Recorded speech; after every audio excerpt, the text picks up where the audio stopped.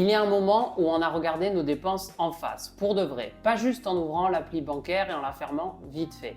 Et on s'est rendu compte que même si tout allait bien, qu'on n'était pas dans le rouge, on perdait de l'argent tous les mois. Salut à tous, moi c'est Antoine. Et moi c'est Leïa, et sur la chaîne, on parle de finances personnelles, d'investissement et de rich life en couple. La plupart des gens qui regardent cette vidéo, peut-être vous aussi, font exactement la même erreur que nous, sans le savoir. Et si vous vous reconnaissez, pas de panique, on vous montre comment on a fait pour s'en sortir. Un truc que presque tout le monde fait, vous c'est peut-être la même chose, nous c'était le cas à l'époque, c'est ce qu'on appelle la fameuse politique de l'autruche. C'est-à-dire que tu vas avoir une notification, faire une dépense, tu vas peut-être ouvrir ton appli bancaire, la refermer de suite, regarder très vite fait et hop, tu mets la tête dans le sable et tu oublies tout ça. Ou alors peut-être que tu fais un achat sans savoir exactement combien il te reste et tu te dis c'est pas grave, je regarderai plus tard, sauf qu'en fait tu regardes jamais. Et ce qui est important de retenir, c'est que c'est pas forcément des personnes qui galèrent. L'exemple, on galérait pas spécifiquement et pourtant on faisait quand même l'autruche, clairement. Alors pourquoi? Parce que quand tu vas venir regarder, il va falloir que tu affrontes tes propres choix et c'est souvent plus simple d'éviter de poser le regard sur ces choix. Sauf que pendant que tu fais l'autruche, ton argent, soit il ne travaille pas, ou alors tu perds de l'argent bêtement, et ça c'est le vrai problème. Et il y a une phrase ces dernières années qui nous a particulièrement marqué. C'est une phrase qui dit « L'argent régit ta vie, que tu le veuilles ou non. Si tu t'en occupes pas, c'est que c'est lui qui s'occupe de toi. » Exactement, tant que tu vas fermer les yeux, justement, c'est lui qui va décider et pas toi. Et on est tous d'accord que c'est pas ce qu'on souhaite. Non, parce qu'on a envie de nous prendre en main nos finances. On n'a pas envie que ce soit l'argent qui décide pour nous.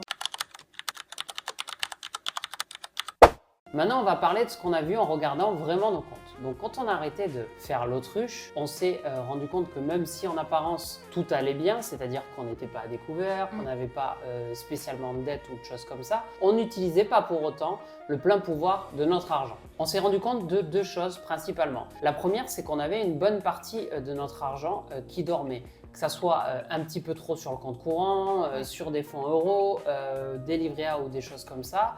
Et donc, c'est ce qui fait qu'on n'utilisait déjà pas le plein pouvoir de notre argent. Et au final, cet argent, il aurait pu travailler pour nous plutôt que de dormir sur ces différents comptes.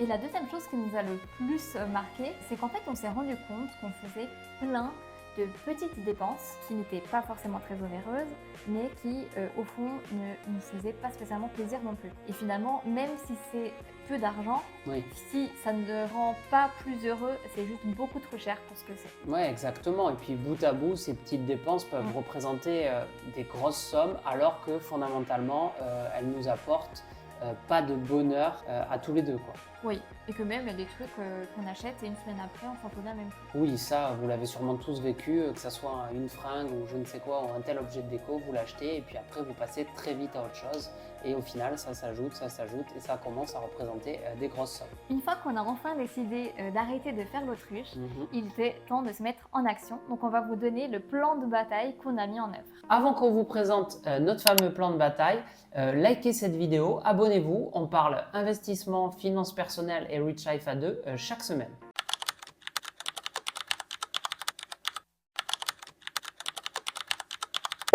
Notre première action, ça a été d'évaluer précisément nos dépenses. Et pour ça, on a regardé l'ensemble de nos dépenses sur 3 mois. Pourquoi 3 mois et pas seulement 1 mois? Parce que 1 mois, c'est pas assez représentatif. Avec le recul de 3 mois, on a une meilleure vision d'ensemble sur les dépenses qu'on peut effectuer. Quand on parle d'évaluer les dépenses, il va falloir que vous listiez tout. C'est-à-dire que ça va être l'alimentation, les sorties, les différents abonnements, vos différents achats. Il faut qu'on ait la vision la plus précise de toutes vos dépenses sur ces 3 derniers mois. Et l'outil pour le faire, c'est vraiment égal, c'est celui qui vous permet de le faire du mieux possible, qui vous motive.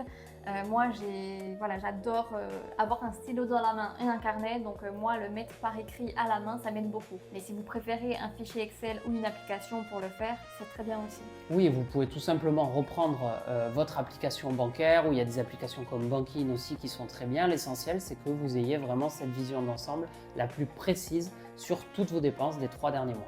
Souvent, vous allez vous rendre compte de certaines dépenses, notamment les abonnements qui sont inutilisés et que vous pouvez arrêter. Et mises bout à bout, toutes ces dépenses représentent quand même un certain montant, notamment lorsqu'on calcule tout ça sur une année complète. L'étape 2, c'est de couper les frais. Par exemple, si vous vous rendez compte que dans vos frais fixes, il y a des abonnements qu'on n'utilise plus, ben parfait, là c'est le moment de les annuler. Si on se rend compte qu'il y a des abonnements qui en fait maintenant vont être augmentés parce que vous aviez une offre sur un an ou deux et maintenant c'est vraiment plus important et en fait vous vous rendez compte qu'il y a mieux ailleurs, c'est le moment de chercher chez les concurrents. Est-ce que cet abonnement pour mon portable, ce serait pas mieux chez un concurrent? Et là de faire un peu la liste de tous ces abonnements notamment qui ne servent plus ou qu'on peut trouver moins cher. Exactement, ça peut être une tâche qui est un petit peu chronophage ou fatigante, mais ça vaut le coup. C'est la même chose sur les abonnements, ça peut être sur votre assurance logement, votre assurance voiture, différentes choses. Nous, c'était sur d'autres choses, par exemple l'abonnement à la salle de sport. Au final, on s'en servait pas tant que ça, on s'est rendu compte que aller courir dehors, ça nous allait tout aussi bien. Donc c'est toutes ces petites actions mises bout à bout qui représentent quand même parfois des sommes assez importantes. Par exemple, moi, une des premières choses que j'ai faites, c'est d'arrêter complètement de manger dans mon restaurant d'entreprise parce que je me suis rendu compte que, en fait, par mois, j'en avais entre 40 à 55 euros. Et sur une seule année, quand je me suis rendu compte de ce que ça faisait, en fait, ça pouvait me payer des billets d'avion pour des vacances où, en fait, cet argent, il était bien plus intéressant pour moi de le mettre ailleurs parce qu'en plus, c'était pas spécialement bon. Oui, et puis c'est pas important pour toi, ou je sais pas, il n'y avait pas un lien social particulier, donc c'était... Non, et puis j'ai un petit appétit, donc j'étais souvent obligée de jeter, et ça me plaisait pas du tout. Il y avait énormément de viande, et moi j'en mange pas beaucoup. Donc bref, tout ça mis bout à bout, finalement, je préférais amener à manger de chez moi. Il y a plein d'autres dépenses aussi sur lesquelles on est revenu assez rapidement. Je pense notamment à la banque, c'est-à-dire qu'on est beaucoup à avoir des comptes dans des banques traditionnelles encore, voilà, que ce soit la BNP, Société Générale, Caisse d'épargne, peu importe. Et on a parfois 6, 7, 8, 10 euros de frais par mois pour des services qui ne sont pas forcément meilleurs que notamment sur des banques en ligne où les comptes vont être gratuits. Et ça, c'est des petites dépenses qu'on peut vite gommer parce que la plus-value pour la plupart d'entre nous d'être dans une banque traditionnelle ou une banque en ligne, il n'y en a pas forcément. Donc ça, c'est une des premières dépenses qu'on a coupées sans aucun scrupule. Maintenant, la troisième action, ça va être de réajuster. On a une photo claire des dépenses, on voit les abonnements un petit peu inutiles, donc on va se dire qu'est-ce qu'on coupe, qu'est-ce qu'on garde, qu'est-ce qu'on redirige. Et là, peut-être le plus important, vous demandez comment on décide ce qu'on va garder ou ce qu'on va couper. Et nous, justement, on a mis en place un petit filtre tout simple qu'on va vous présenter maintenant. Nous, c'est ce qu'on a appelé le test du souvenir.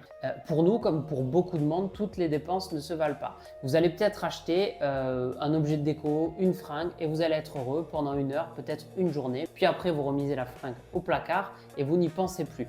À l'inverse, vous allez faire un resto en couple ou peut-être un voyage en famille, un concert, et ça va vous marquer, vous laisser du souvenir plusieurs semaines, mois ou années après. Mais c'est exactement ça le test du souvenir. Oui, typiquement, moi ce qui m'aide aussi à savoir finalement c'est quoi ce test du souvenir, en fait je regarde mes photos. Je sais pas vous, mais moi quand je suis en vacances, en voyage, lors de mes concerts, c'est des moments extraordinaires et je fais plein de photos. Et donc là, je sais que c'est des moments que je vis et que je vais garder en fait ce souvenir à vie en fait, tout simplement, qui me marque réellement. Alors que le matériel, en fait, je fais pas de photos parce qu'en fait, je sais qu'au fond de moi, je m'en fiche un peu. Et pour moi, c'est vraiment une bonne manière aussi de distinguer est-ce que ça va me laisser un souvenir ou est-ce que finalement, c'est pas très important pour moi. Oui, c'est la distinction souvent qu'on fait entre le matériel ou les expériences. Et moi, j'ai aucun regret d'avoir dépensé de l'argent pour aller voir des matchs de NBA ou un concert de Kendrick Lamar ou ce genre de choses dont je me souviens encore des mois ou des années après. Bien sûr, on ne dit pas qu'il faut rien acheter de matériel, on le fait aussi, mais c'est juste d'éviter peut-être ces achats par réflexe ou parfois ces achats où après une mauvaise journée, on en parlait il y a peu, on va venir compenser et acheter quelque chose un peu de manière automatique alors que ça va nous rendre heureux peut-être quelques minutes ou quelques heures, quoi. Ouais, typiquement, quand on n'est pas vraiment aligné dans sa vie, on a tendance un peu à se récompenser et un peu rééquilibrer la balance par des achats. Et c'est ce qu'aujourd'hui, grâce à ce filtre notamment un peu du souvenir, on arrive à se remémorer que non, si c'est juste une mauvaise journée, c'est juste une mauvaise journée. Il vaut mieux que je fasse une activité qui me fait du bien plutôt que d'acheter quelque chose qui ne me gardera pas un souvenir dans ma vie et qui ne m'apporte pas de joie. Exactement, et pour nous encore une fois ça va être tout ce qui est expérience, mais pour vous ça peut être autre chose. Justement on a pris l'exemple des vêtements, mais si ça vous apporte vraiment un bien-être, de vous sentir bien habillé et que pour vous êtes fan de mode ou quoi, ça peut aussi être ça. tout dépend, mais encore une fois, l'essentiel c'est de s'interroger sur ça et de ne pas être en pilote automatique et d'avoir ces dépenses un petit peu réflexes qui n'apportent pas grand-chose. Et du coup, notamment ce test du souvenir, pour nous, il nous a permis vraiment de couper le superflu. Et c'est ce qui fait qu'on n'a jamais l'impression de se priver. Parce qu'en fait, on ne se prive pas, on a juste redirigé. Et comme on continue toujours de se faire très plaisir dans les choses qui ont vraiment de l'importance pour nous, in fine, on est juste plus heureux qu'avant. On dépense pas moins finalement. On dépense juste dans des choses qui nous font beaucoup plus plaisir qu'avant. Oui, on va en dépenser peut-être pas moins comme tu dis, mais mieux, et notre argent va aller vraiment sur deux choses, c'est-à-dire ces expériences ou ces choses qui vont nous rester en tête, nous apporter des souvenirs et vraiment du plaisir, voire du bonheur. Et notre argent va aussi pour notre futur et donc dans de l'investissement à long terme ou de l'épargne. Et du coup, c'est vrai que ça a changé nos finances, puisque maintenant, on a repris le contrôle, voilà, on dépense mieux. En conscience, quoi, en vrai, littéralement. Exactement. Et évidemment, grâce à ça, c'est sûr que nos finances s'en portent forcément mieux.